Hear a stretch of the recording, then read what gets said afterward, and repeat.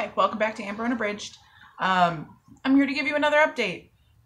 So this is going from May 8th through the 18th. I've finished one more book since my last update, and that is Geisha, A Life by Minako Iwasaki. I actually just filmed a full review for this, and so keep an eye out for that, but basically it was awesome. I've been working on reading Kafka on the Shore by Haruki Murakami.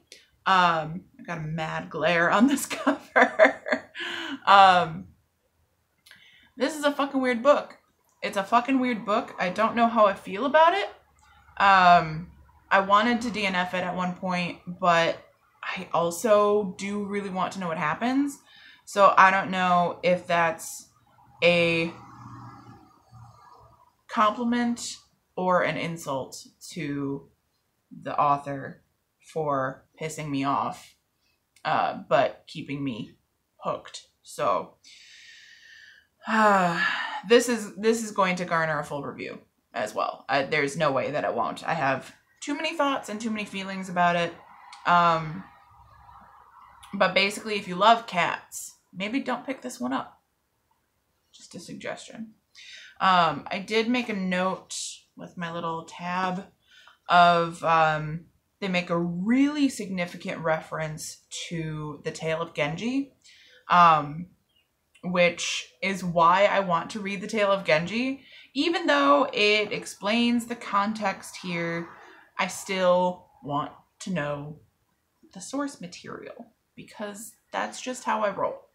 So if you have any interest in reading the Tale of Genji, or if you just want to know what happens in it, essentially, I am planning a read-along, and I will also be posting videos reviewing each chapter as I go along with the read-along.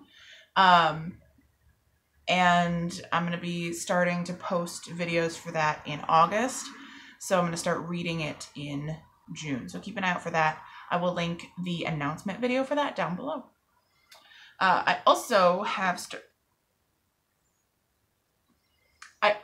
started reading A Closed and Common Orbit by Becky Chambers. This is the second book in the Wayfarer series.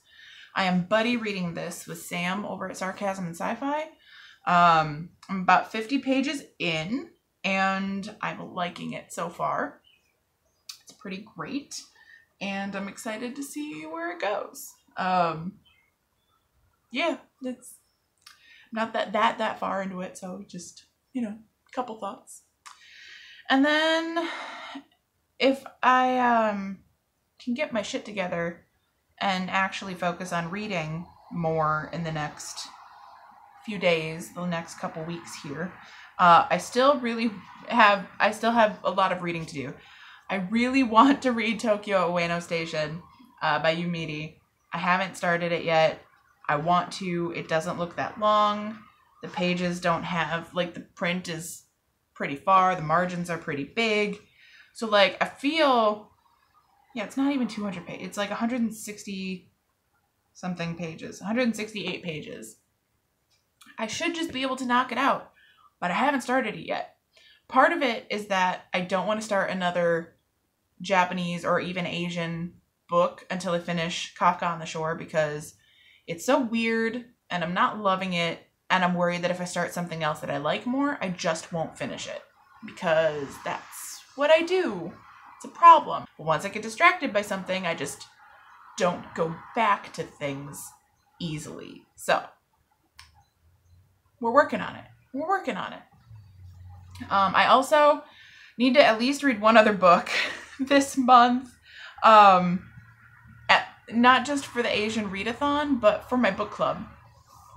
So my book club chooses a theme, and then everybody picks a book for that theme for the month, and then we all get together and talk about how the book fits the theme. So the prompt this month is to read a book written by an Asian American or Pacific Islander for AAPI Heritage Month.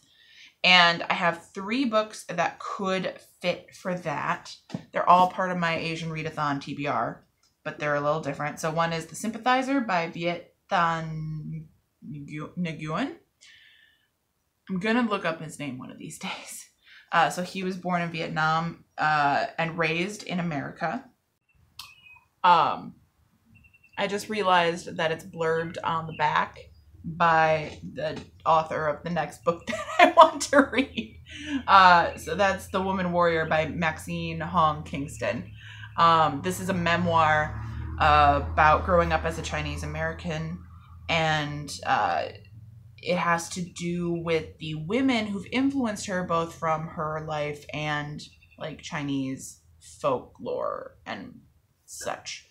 I don't know a whole lot about it, but it sounded intriguing enough that I went and bought it. So, and then the next book that I could read that would count towards my book club choice is White Chrysanthemum by Lynn Brecht.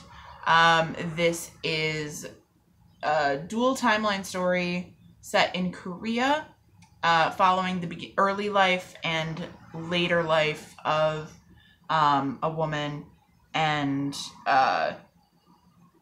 her dealing with her past and the story of the past, essentially. It has a lot of trigger warnings, I'm sure, based on some of the content that I know about in here. So don't enter lightly. But yeah, so it's something that sounds like a really interesting story, and also I want to learn more about the Japanese occupation of Korea during World War II, so I want to do that.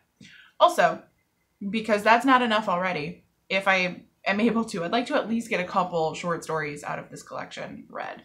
I don't know what the chances of that are, but that's the dream. So that's the dream.